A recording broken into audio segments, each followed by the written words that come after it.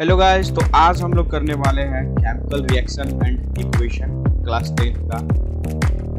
ये video exam के point of view से बनाया जा रहा है। इस वीडियो का हर एक एग्जाम्पल, हर एक क्वेश्चन अगर कोई कर लेता है तो उसको गारंटी दे सकता हूँ कि इस चैप्टर से एक भी क्वेश्चन नहीं छूटेगा उससे। तो चलिए स्टार्ट करते हैं।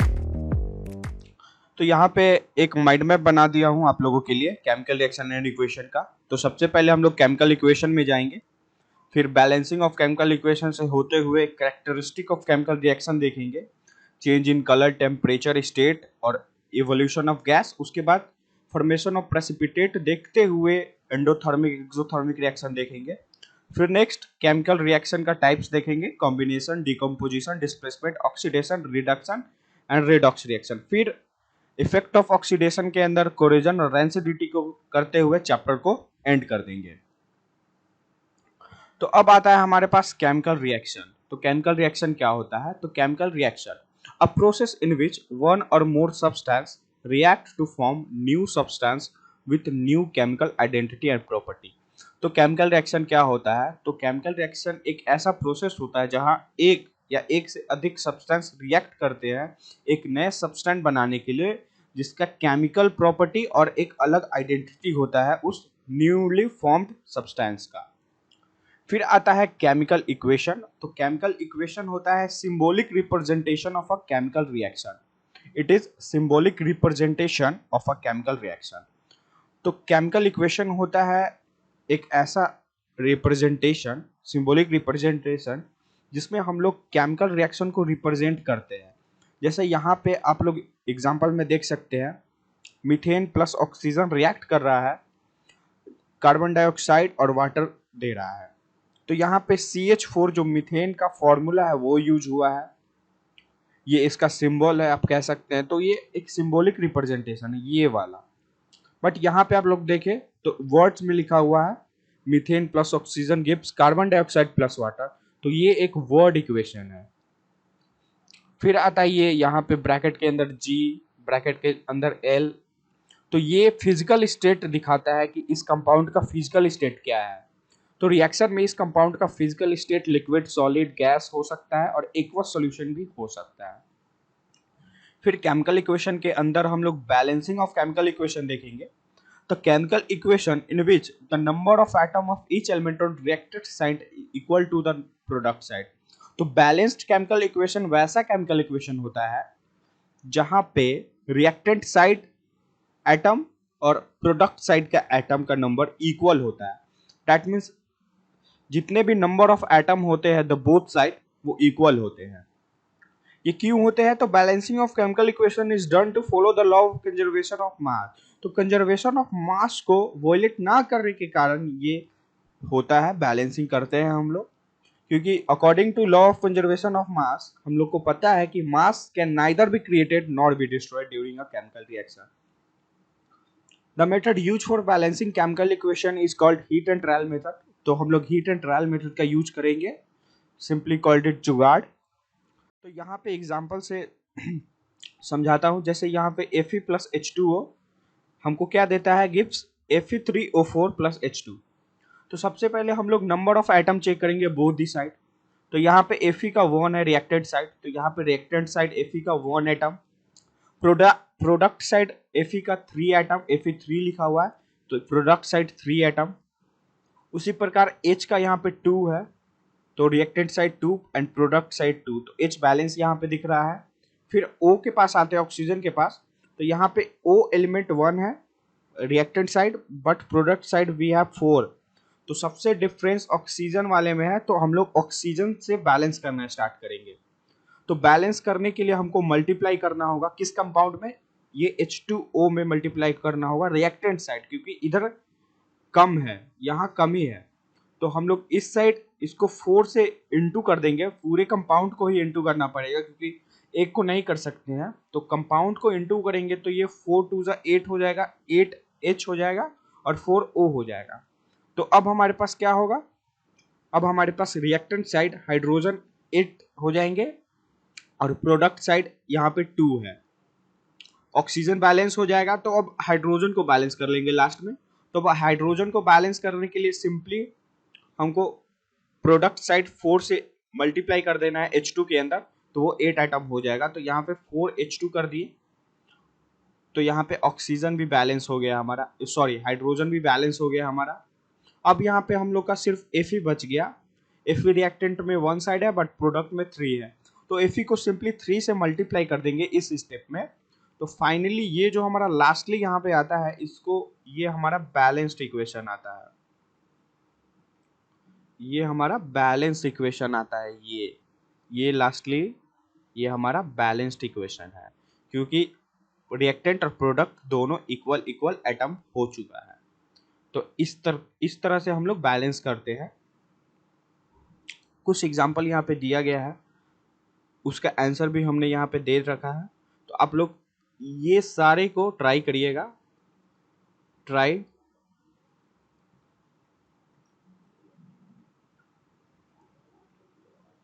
अब हम लोग देखते हैं characteristic of a chemical reaction. तो केमिकल रिएक्शन के वजह से चेंज होता है किसके अंदर, कलर के अंदर, टेम्परेचर के अंदर और स्टेट के अंदर। तो कलर के अंदर कैसे होता है वो एग्जांपल के थ्रू समझा रहे हैं। यहाँ पे Fe प्लस CuSO4 है, तो Fe प्लस CuSO4 जब रिएक्ट होता है तो FeSO4 बना लेता है, FeSO4, और Cu को अकेला छोड़ देता है। तो यहाँ पे CuSO4 जो रिएक्टेंट था वो ब्लू कलर का था इनिशियली, बट जब वो Fe के साथ रिएक्ट हुआ तो FeSO4 बना और रिएक्शन का कलर ग्रीन के अंदर बदल गया, तो ब्लू ग्रीन कलर के बदल गया। तो यहाँ पे कलर का चेंज हुआ। उसी प्रकार टेम्परेचर का चेंज, जैसे CaO प्लस H2O रिएक्ट करेगा तो CaOH होल ट्वाइस बनाएगा प्लस हीट रिलीज होगा, तो यहाँ पे हीट का फॉर्मेशन हो रहा है जिससे टेम्परेचर राइज हो रहा है। फिर हम लोग देखेंगे स्टेट का चेंज होना, जैसे H2 गैस और O2 गैस यहाँ पे रिएक्ट हो रहा है, बट हमें इनिशियली H2O मिल रहा है जो कि लिक्विड फॉर्म में है, तो यहाँ पे स्टेट चेंज हो जा रहा है गैस से लिक्विड के। अब हम लोग देखते हैं इवोल्यूशन ऑफ गैस, जहां से जिस रिएक्शन में हमको गैस मिलता है। तो यहाँ पे Zn जो कि सॉलिड फॉर्म में है और H2SO4 एक्वस सॉल्यूशन, ये दोनों आपस में रिएक्ट करेंगे तो ZnSO4 बना लेंगे और H2 गैस को लिबरेट कर देंगे, तो यहाँ से H2 गैस निकल जाएगा। उसी प्रकार प्रेसिपिटेट फॉर्म होता है, इनसॉल्युबल सॉलिड होता है प्रेसिपिटेट। यहाँ पे दिखा देता हूँ आपको प्रेसिपिटेट क्या होता है। तो an insoluble substance is called precipitate, तो वैसा सब्सटेंस जो घुल नहीं सकता है, तो इनसॉल्युबल सब्सटेंस को हम लोग प्रेसिपिटेट और पीपीटी कहते हैं। तो प्रेसिपिटेट फॉर्म होगा, जैसे इस एग्जांपल में दिखा रहा हूँ, PbNO3 का होल ट्वाइस Ki एक्वस से रिएक्ट करेगा तो PbI2 बनाएगा और KNO3 एक्वस बनाएगा, जिसमें PbI जो होता है वो येलो सॉलिड प्रेसिपिटेट होता है। ये एग्जाम्पल, ये जो रिएक्शन है ये बहुत ही ज़्यादा इंपॉर्टेंट है, इससे बहुत सारे क्वेश्चन पूछे गए हैं और बहुत बार पूछे गए हैं। तो एक्सोथर्मिक और एंडोथर्मिक रिएक्शन पे हम लोग अब आते हैं। तो सबसे पहले एंडोथर्मिक देखते हैं। तो एंडोथर्मिक रिएक्शन होता है जिसमें एनर्जी एब्जॉर्ब होता है, जिसमें एंडो मींस अंदर में एनर्जी अंदर आ रहा है, एनर्जी एब्जॉर्ब हो रहा है। एग्जाम्पल्स के माध्यम से देखेंगे तो CaCO3 अगर उसको हीट, क्योंकि हीट एब्जॉर्ब करेगा तो वो हीट एब्जॉर्ब करके CaO प्लस CO2 बना देगा, कार्बन डाइऑक्साइड बना देगा यहाँ पे, और कैल्शियम ऑक्साइड बना देगा। उसी प्रकार से CaCO3 को हीट करेंगे, ये डेल्टा का साइन हीट का साइन होता है, तो हीट करेंगे तो CaO बनेगा प्लस CO2 बनेगा। और एक और नोटिस करने वाली बात है कि फोटोसिंथेसिस जो होता है वो एक एंडोथर्मिक रिएक्शन है। ये एग्जांपल बहुत ज़्यादा इंपॉर्टेंट है, 1 मार्क में ये बहुत बार पूछ चुका है। Photosynthesis is which reaction, which type of reaction is photosynthesis, तो आपको पता होना चाहिए एंडोथर्मिक रिएक्शन है फोटोसिंथेसिस। अब आते हैं exothermic reaction. Exothermic reaction in which heat is released along with the formation of product, product के साथ साथ हीट भी रिलीज हो, वैसे रिएक्शन को हम लोग एक्सोथर्मिक रिएक्शन बोलते हैं। एक्सो मींस बाहर होता है, तो ऑब्वियसली एग्जिट होगा, हीट एग्जिट कर रहा है, हीट बाहर निकल रहा है। एग्जाम्पल के माध्यम से देखेंगे तो CaO प्लस H2O को जब हम लोग रिएक्ट कराएंगे तो CaOH होल ट्वाइस बनेगा और हीट हमारा निकलेगा। इस रिएक्शन को आप करिएगा तो उसमें आप हाथ नहीं डाल सकते क्योंकि हाथ आपका जल जाएगा। Digestion is also an exothermic reaction, ये वाला लाइन भी बहुत ज्यादा इंपॉर्टेंट है, इस पे गौर करने वाली बात है। इस नोट्स में हर एक लाइन आपके लिए बहुत ही इंपॉर्टेंट है एग्जाम के पॉइंट ऑफ व्यू से। तो मैं सजेस्ट करूंगा कि इस नोट को आप प्रिंट आउट ले लें। अब देखिए क्या होता है, it's not always necessary to mention the physical state and reaction condition in balance chemical equation, so we can left this step until it's asked in the question. अब देखिए अगर कोई बैलेंस्ड केमिकल इक्वेशन है तो उसके अंदर ये जरूरी नहीं है कि हमको ये फिजिकल स्टेट, गैस, ये जो ब्रैकेट में लिखा हुआ है ये सब लिखना जरूरी है। ये जरूरी नहीं है अगर क्वेश्चन में ना पूछा जाए तो। अब देखिए टाइप्स ऑफ केमिकल रिएक्शन, ये बहुत ही ज्यादा इंपॉर्टेंट है। ओके, ये जितने सारे रिएक्शन आपको सभी याद होने चाहिए। कॉम्बिनेशन रिएक्शन पहला टाइप्स ऑफ रिएक्शन हम लोग देख रहे हैं। तो कॉम्बिनेशन रिएक्शन क्या होता है, तो in a combination reaction two or more reactant combine to give a single product. तो कॉम्बिनेशन रिएक्शन के अंदर दो या दो से ज्यादा रिएक्टेंट एक साथ रिएक्ट करते एक सिंगल प्रोडक्ट फॉर्म करने के लिए। जैसे में क्विक लाइम रिएक्ट करेगा वाटर के साथ तो स्लेक लाइम बनेगा। जैसे CaO जिसको कैल्शियम ऑक्साइड बोलते हैं और उसका कॉमन नेम क्विक लाइम, अगर H2O के साथ अगर हम लोग रिएक्ट कराएंगे वाटर के साथ तो हमको मिलेगा calcium hydroxide CaOH whole twice plus heat release होगा, जो कि एक्सोथर्मिक रिएक्शन हमको दिखा रहा है यहाँ पे। अब देखिए सॉल्यूशन ऑफ कैल्शियम हाइड्रोक्साइड जो कि slack lime is use for white washing. तो जो सॉल्यूशन होता है कैल्शियम हाइड्रोक्साइड का वो व्हाइट वॉशिंग के लिए यूज होता है, वाल को व्हाइट वॉशिंग के लिए यूज होता है। अब calcium hydroxide react slowly with CO2 present in air to form a thin layer of calcium carbonate. अब क्या होता है, जो हमारा कैल्शियम हाइड्रोक्साइड होता है वो एयर में प्रेजेंट CO2 यानी कार्बन डाइऑक्साइड गैस से रिएक्ट करने लगता है धीरे धीरे और एक लेयर बना लेता है अपने ऊपर कैल्शियम कार्बोनेट का, जिसके वजह से हमारा जो वाल होता है वो चमकने लगता है, वाइटी शाइनी सरफेस बन जाता है। तो ये रिएक्शन एनसीईआरटी के इंटेक्स्ट क्वेश्चन से लिया गया है और ये बहुत ज्यादा इंपॉर्टेंट है। एग्जाम में रिपीटिंग इस पे क्वेश्चन आते रहते हैं। यहाँ पे ये रिएक्शन दिखा देता हूँ। जैसे ये है हमारा कैल्शियम हाइड्रोक्साइड CaOH का होल ट्वाइस, जिससे कार्बन डाइऑक्साइड रिएक्ट कर रहा है, उसके बाद क्या बन रहा है कैल्शियम कार्बोनेट CaCO3 बन रहा है और H2O जो कि लिबरेट हो जाएगा। तो ये इतना चीज बन रहा है। अब दूसरा एग्जांपल देखेंगे कॉम्बिनेशन रिएक्शन का, तो वहां पे है formation of water from hydrogen gas and oxygen gas. तो हाइड्रोजन गैस और ऑक्सीजन गैस से हम लोग वाटर बनाते हैं, क्योंकि हाइड्रोजन और ऑक्सीजन को मिलाएंगे तो वाटर बनेगा। तो दो रिएक्टेंट यहाँ पे यूज हो रहा है, दो रिएक्टेंट यहाँ पे यूज हो रहा है और एक सिंगल प्रोडक्ट मिल रहा है। वैसे रिएक्शन को कॉम्बिनेशन रिएक्शन बोलते हैं। उसी प्रकार से बर्निंग ऑफ कोयल, तो आपको कभी कभी एग्जाम में क्वेश्चन पूछता है write some example of combination reaction. तो यहाँ पे 3 एग्जाम्पल है, ये तीनों इंपॉर्टेंट है, आप लिख सकते हैं। बर्निंग ऑफ कोयल, formation of water from hydrogen and oxygen and quick lime react with water from slake lime, ये 3 एग्जाम्पल। अब आते हैं दूसरे टाइप्स ऑफ रिएक्शन के अंदर जो है हमारा डीकम्पोजिशन रिएक्शन। तो in a decomposition reaction a single reactant break down into 2 or more simpler product. इसमें क्या होता है, ये रिवर्स हो जाता है कॉम्बिनेशन रिएक्शन का ठीक उल्टा। यहाँ पे क्या होगा, एक सिंगल रिएक्टेंट टूटेगा दो या दो से अधिक प्रोडक्ट फॉर्म करने के लिए। ये basically opposite of combination reaction. तो डिकम्पोजिशन रिएक्शन आर 3 टाइप्स। अब डिकम्पोजिशन रिएक्शन का भी कुछ सब पार्ट्स होते हैं, जैसे थर्मल डिकम्पोजिशन। तो पहले हम लोग थर्मल डिकम्पोजिशन देखेंगे। तो this reaction use the energy in form of heat. तो वैसे रिएक्शन जो कि हीट को, एनर्जी को in the form of heat use करते हैं डिकम्पोज करने के लिए, रिएक्टेंट को, एक रिएक्टेंट को हीट यूज करते हैं। यहाँ पे ये हीट यूज कर रहा है, क्यों, इसको ब्रेक डाउन करने के लिए। तो यहाँ पे हम लोग इसको हीट कर रहे हैं। तो वैसा रिएक्शन जो जिसमें हम लोग हीट का प्रयोग करते हैं, एनर्जी देते हैं, वैसे रिएक्शन को थर्मल डिकम्पोजिशन रिएक्शन बोलेंगे। जैसे हमारा CaCO3 है, कैल्शियम कार्बोनेट, लाइमस्टोन के नाम से भी इसको जानते हैं हम लोग, और ये डेल्टा का साइन, दैट मीन्स ये हीट कर रहे हैं हम लोग।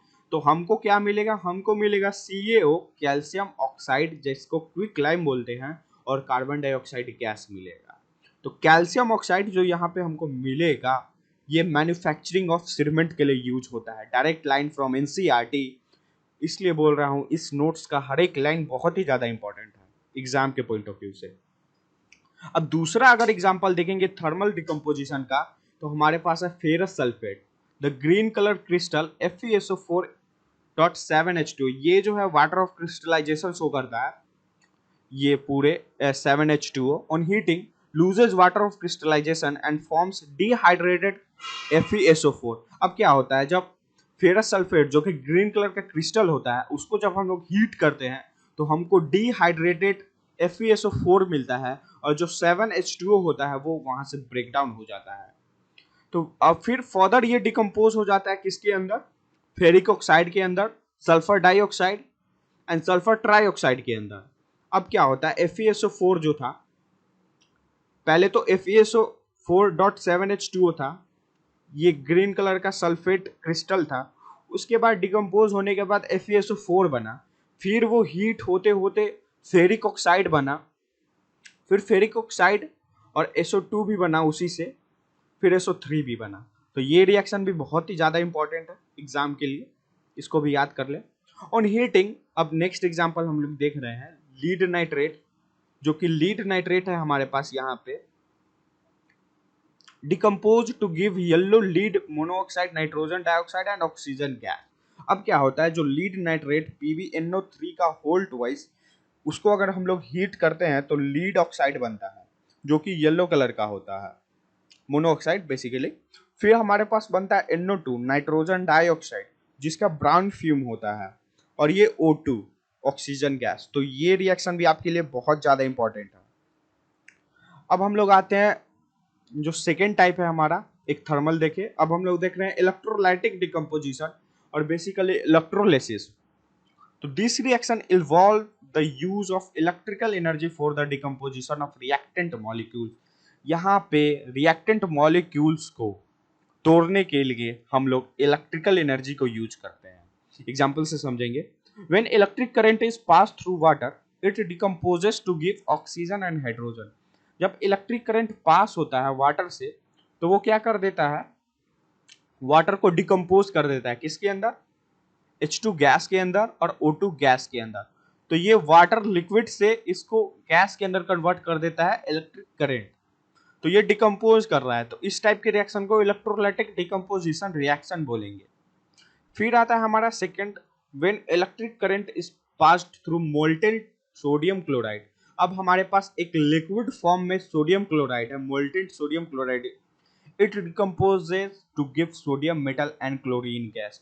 जब NaCl liquid form molten form में होगा, अगर उससे करंट इलेक्ट्रिसिटी पास कराएंगे तो हमको सोडियम का मेटल मिलेगा और क्लोरीन गैस मिलेगा।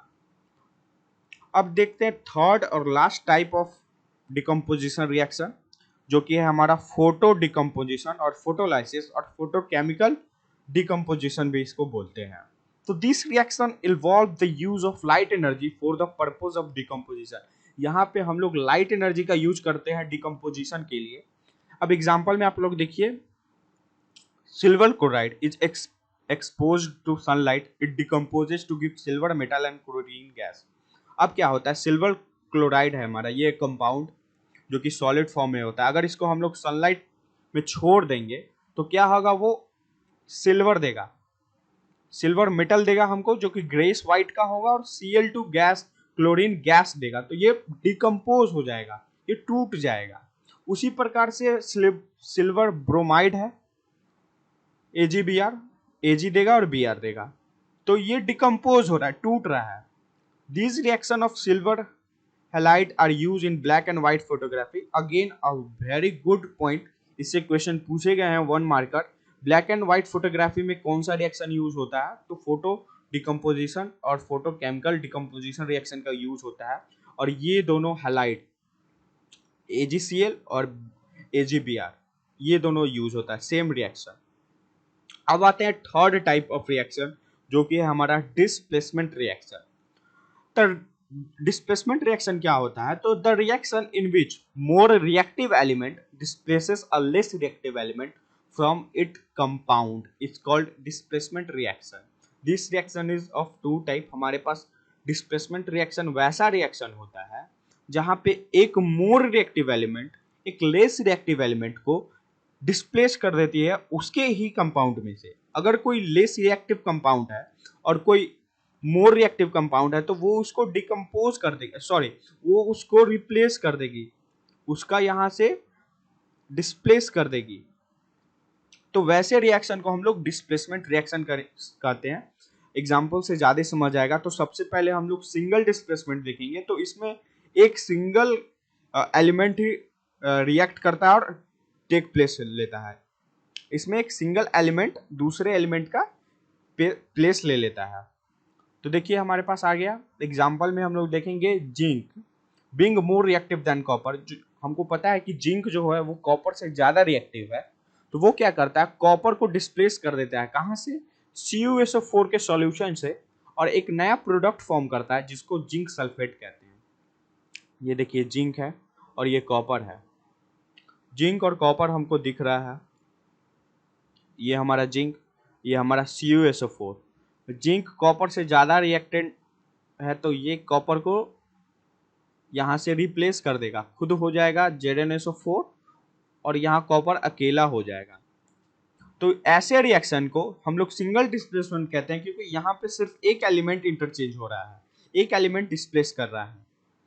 तो आई होप इस एग्जांपल से आपको समझ आ गया होगा। उसी प्रकार से आयरन जो है वो ज्यादा रिएक्टिव है कॉपर से, तो वो भी डिस्प्लेस कर देगा। देखिए यहाँ पे आयरन है और यहाँ CuSO4, कॉपर सल्फेट का सेम सॉल्यूशन यहाँ पे भी, यहाँ पे भी। तो ये इससे ज्यादा रिएक्टिव है तो क्या करेगा, इसको वापस से डिस्प्लेस कर देगा और खुद बना लेगा फेरस सल्फेट FeSO4 और कॉपर अकेला रह जाएगा फिर से। तो इस टाइप के रिएक्शन को हम लोग सिंगल डिस्प्लेसमेंट रिएक्शन बोलते हैं क्योंकि यहाँ पे सिर्फ एक एलिमेंट प्लेस इंटरचेंज कर रहा है, एक एलिमेंट यहाँ पे डिस्प्लेस हो रहा है। अब हम लोग देखेंगे डबल डिस्प्लेसमेंट रिएक्शन।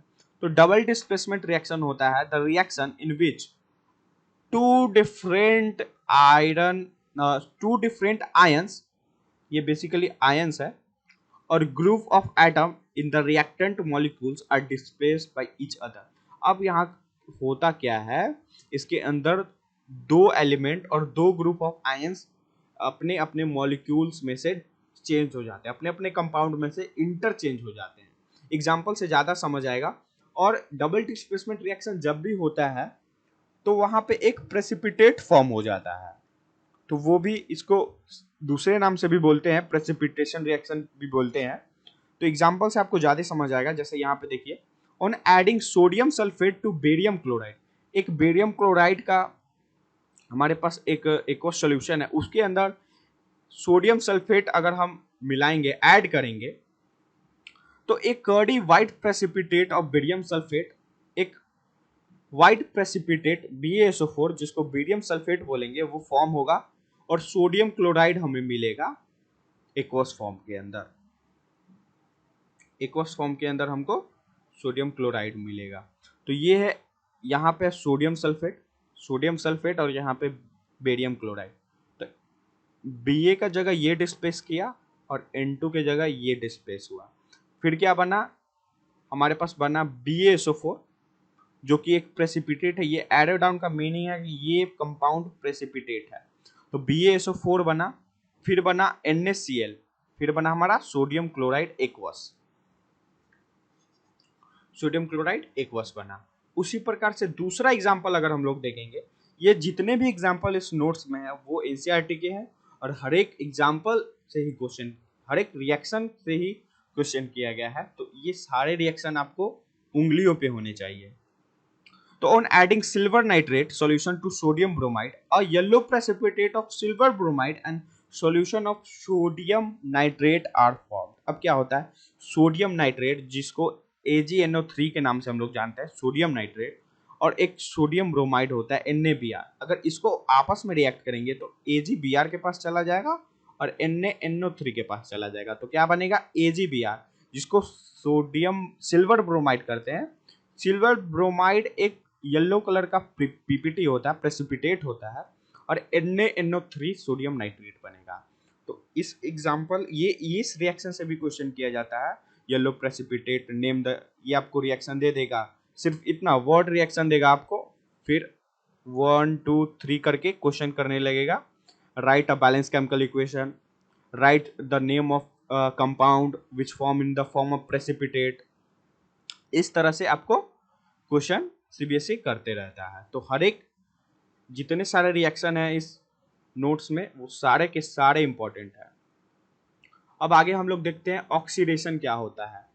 तो ऑक्सीडेशन क्या होता है, सबसे पहले हम लोग देखेंगे अगर कोई सब्सटेंट या कोई रिएक्टेंट मॉलिक्यूल ऑक्सीडाइज कैसे होता है। तो देखिए a substance in reactant side का सब्सटेंस को ऑक्सीडाइज बोलेंगे। हाँ कि ये रिएक्टेंट साइड का सब्सटेंस ऑक्सीडाइज्ड हो गया, कब बोलेंगे, जब उसके अंदर ऑक्सीजन ऐड हो या हाइड्रोजन रिमूव हो जाए। उसके अंदर ऑक्सीजन ऐड हो या हाइड्रोजन रिमूव हो जाए। और आफ्टर रिएक्शन, जो रिएक्शन के बाद जो प्रोसेस हुआ उस सारे प्रोसेस को ऑक्सीडेशन बोलेंगे। उस सारे प्रोसेस को ऑक्सीडेशन बोलेंगे। जैसे हमारे यहाँ पे Cu है, इसके पास अभी कुछ नहीं है, Cu अकेले है, कॉपर अकेले है, उसके साथ हम लोग ऑक्सीजन ऐड कर रहे हैं तो हमारे पास यहाँ पे फाइनली CuO मिल रहा है। तो Cu के पास O मिल गया यानी ऑक्सीजन इज एडेड। तो हम लोग सिंपली देख सकते हैं ऑक्सीजन यहाँ पे ऐड हो गया तो Cu क्या हुआ, Cu ऑक्सीडाइज हो गया। तो यहाँ पे Cu इज ऑक्सीडाइज। क्यों ऑक्सीडाइज हुआ, क्योंकि वहां पे एडिशन ऑफ ऑक्सीजन हुआ इसलिए Cu ऑक्सीडाइज हो गया। उसी प्रकार से रिडक्शन है हमारे पास। तो रिडक्शन कब होगा, तो वैसे सब्सटेंस जो कि रिएक्टेंट साइड हो उसको रिड्यूस बोलेंगे। वो रिड्यूस कब होगा, जब या तो उस सब्सटेंस से ऑक्सीजन को रिमूव कर दिया जाए या तो उस सब्सटेंस में हाइड्रोजन को ऐड कर दिया जाए। और इस सारे प्रोसेस को हम लोग रिडक्शन बोलेंगे। रिडक्शन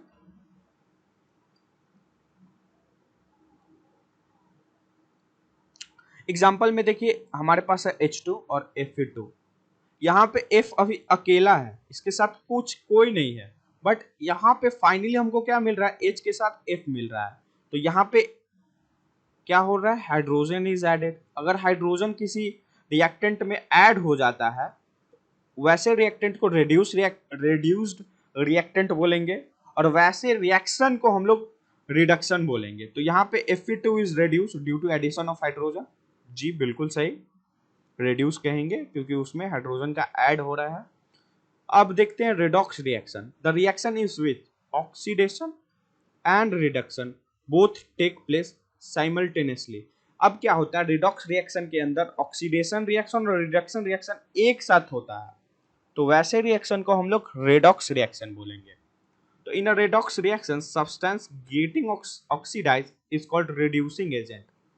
ये बहुत इंपॉर्टेंट ध्यान देने वाली बात है कि रेडॉक्स रिएक्शन के अंदर अगर कोई सब्सटेंस ऑक्सीडाइज हो रहा है, अगर कोई सब्सटेंस ऑक्सीडाइज हो रहा है तो वैसे सब्सटेंस को हम लोग बोलेंगे कि वो एक रिड्यूसिंग एजेंट है। अगर अगर कोई सब्सटेंस रिड्यूस हो रहा है तो उसको क्या बोलेंगे, उसको बोलेंगे कि ये एक ऑक्सीडाइजिंग एजेंट है। ये चीज अब एग्जांपल से समझाते हैं। यहाँ पे है हमारे पास MnO2, सिंपली O है यहाँ पे इसके पास और यहाँ पे HCl। अब रिएक्शन हुआ, ये अकेला हो गया, Mn हुआ, यहाँ से रिमूवल ऑफ ऑक्सीजन हुआ। रिमूवल ऑफ ऑक्सीजन क्या होता है, oxygen is remove, that means ये रिडक्शन है। तो इसका रिडक्शन हो रहा है, इसका रिडक्शन हो रहा है। तो जिसका रिडक्शन होता है उसको क्या बोलते हैं, उसको क्या बोलते हैं, रेड्यूस्ड। और जिसका रिडक्शन हो रहा है वैसे सब्सटेंस को हम लोग एक और चीज बोलते हैं ऑक्सीडाइजिंग एजेंट, क्योंकि ये रिड्यूस हो रहा है, इससे O2 रिमूव हो रहा है। तो ये क्या है हमारा, ये है ऑक्सीडाइजिंग एजेंट। तो अगर पूछे क्वेश्चन में ऑक्सीडाइजिंग एजेंट कौन है इसके अंदर, तो हमारा ये है oxidising agent. Oxidising agent MnO2 oxidising agent है।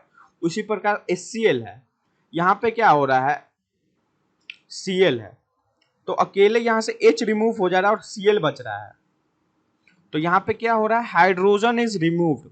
तो ऑक्सीडेशन हो रहा है यहाँ पे, और जिस चीज का ऑक्सीडेशन होता है उसको ऑक्सीडाइज्ड बोलते हैं और जिस कंपाउंड का ऑक्सीडाइज्ड होता है उसको रिड्यूसिंग एजेंट बोलते हैं।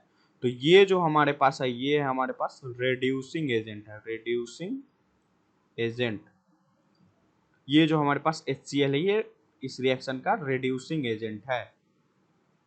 उसी प्रकार से MnO2 यहाँ पे ऑक्सीडाइजिंग एजेंट है। नोट्स गंदा ना हो इसलिए आप लोग का इरेज कर देता हूँ। नोट्स आप लोग प्रिंट आउट ले लीजिएगा और इसको 4 से 5 बार रिवाइज कर लीजिएगा, उसके बाद ये चैप्टर पढ़ने का कोई जरूरत नहीं है। देखिए यहाँ पे साफ साफ मैं यहाँ पे लिख दिया हूँ, जैसे MnO2 क्या है, रिड्यूस हो रहा है क्योंकि यहाँ पे ऑक्सीजन रिमूव हो रहा है। उसी प्रकार HCl ऑक्सीडाइज हो रहा है क्योंकि यहाँ से हाइड्रोजन रिमूव हो रहा है।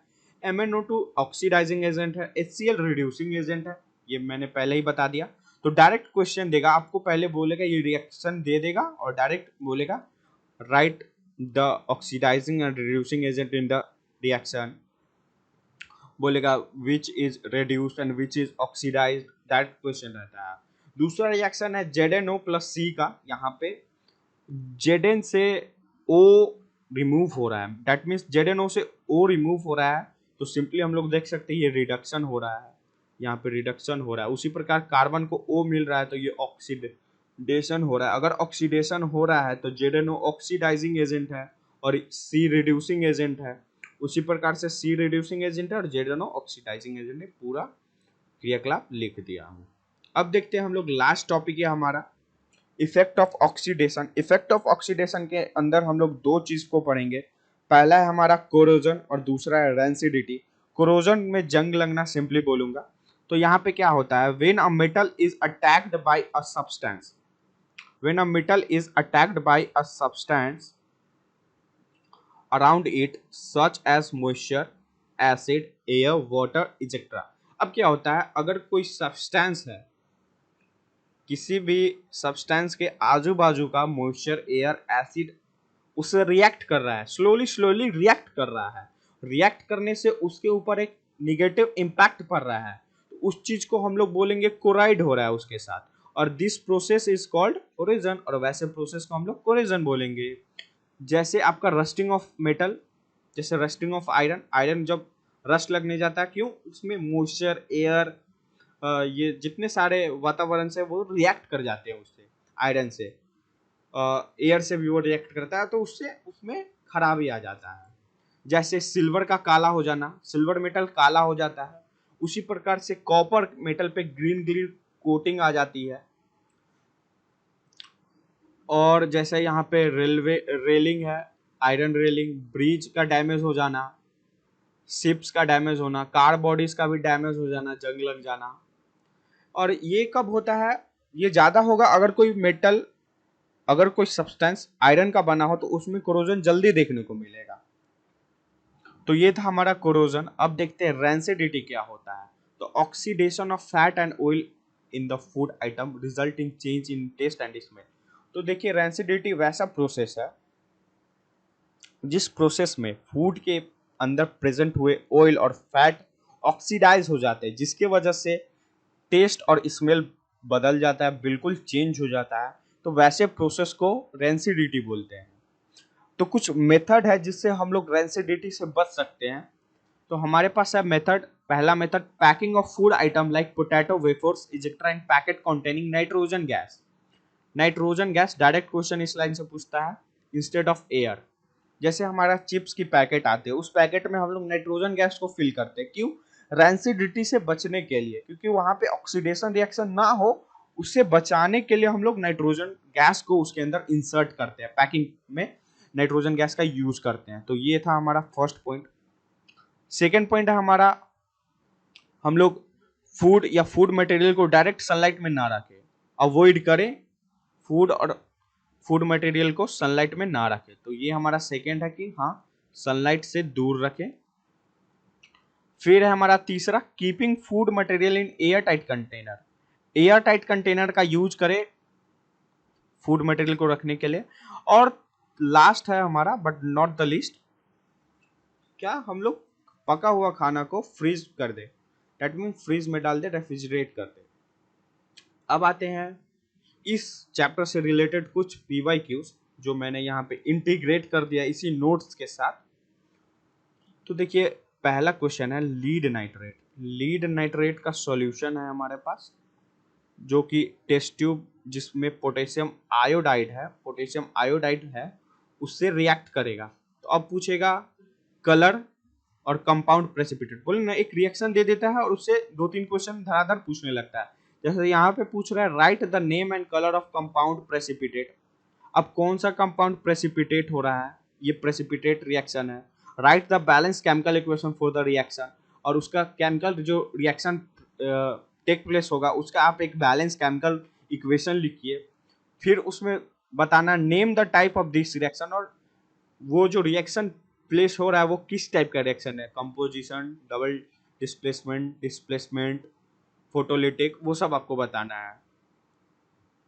तो ये वाला एग्जांपल मैं करा चुका हूं पहले। अगर मैं आपको यहाँ पे दिखाऊं, कहाँ गया, okay, let me check, iodide,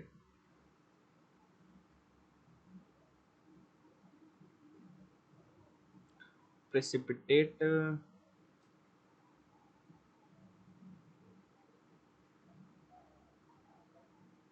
okay, I think नहीं मिल रहा है अभी।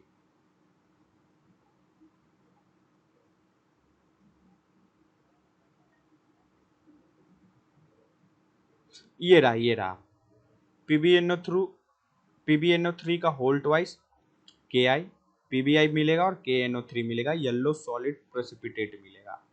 तो यहाँ पे ये एग्जाम्पल रिएक्शन का मैंने करवा चुका है, तो इसलिए बोल रहा हूँ ये नोट्स का हर एक लाइन आपके लिए इम्पोर्टेंट हो सकता है। यहाँ पे देखिए इसका आंसर सॉल्यूशन मैंने यहाँ पे लिख दिया है। PbNO3 का होल ट्वाइस प्लस 2 Ki, जो कि हमको PbI2 प्लस 2 KNO3 देगा। तो इस चैप्टर का यहाँ पे समाप्त होता है, और इस चैप्टर के साथ साथ कुछ क्वेश्चन अटैच है, उसके आंसर भी अटैच है। तो आपको अब एक काम करना है, इस चैप्टर के नोट्स को प्रिंट आउट ले लेना है। अगर आप लिख सकते हैं तो नोट्स बहुत अच्छी बात है, आप नोट्स को लिख ले और उसको बस 4 से 5 पर रिवाइज करते रहे। हर एक मंथ, हर एक वीक, अल्टरनेटिव वीक पे उसको रिवाइज करते रहे। इससे बाहर कोई क्वेश्चन नहीं आएगा। इस नोट्स का हर एक लाइन इंपॉर्टेंट है आप लोगों के लिए। तो बस आज की वीडियो में इतना ही। देखने के लिए बहुत बहुत धन्यवाद।